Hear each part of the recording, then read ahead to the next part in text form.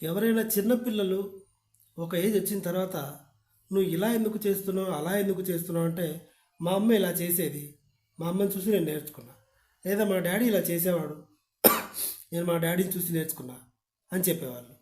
కానీ శృతి హాసన్ విషయంలో కూడా ఇలాగే జరిగింది, కాకపోతే కాస్త నెగిటివ్గా భిన్నంగా జరిగింది.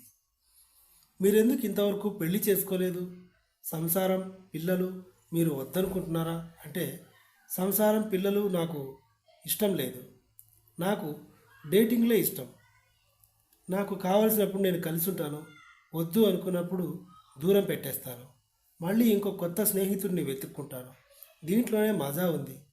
ఈ పెళ్ళిళ్ళు చేసుకుంటే పబ్లిక్ అందరికీ తెలిసిపోతుంది. అదే బాయ్ ఫ్రెండ్స్తో డేటింగ్ అంటే ఎవరికీ తెలియదు, 4 గోడల మధ్యనే ఉంటుంది, కాబట్టి విడిపోయినా తెలియదు, ఇద్దరి మధ్యనే ఉంటుంది ఆ బ్రేకప్.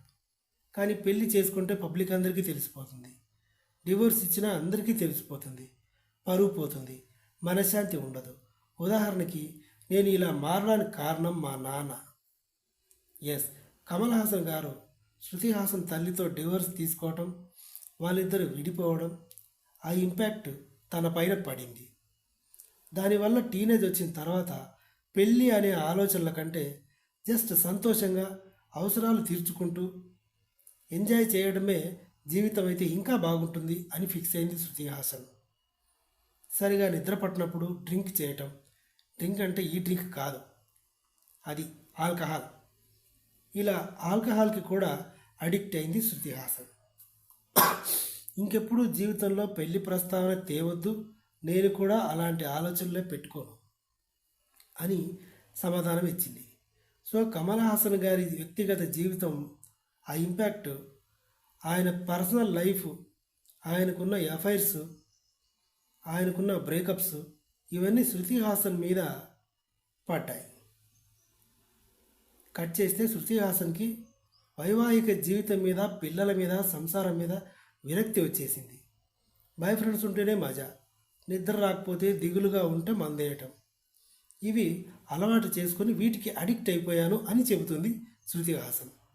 ఇది ఇలాగే ఉంటే బాగుంటుంది అనుకుంటే బాగుండొచ్చు, తప్పేం లేదు. కాకపోతే వీటికి అడిక్ట్ అయిపోతే సావిత్రమ్మ గారు ఏమైపోయారు, రాజాబాబు గారు ఏమైపోయారు, ఉన్నదంతా వాటికే తగలేసి రోగం వచ్చి చనిపోయారు.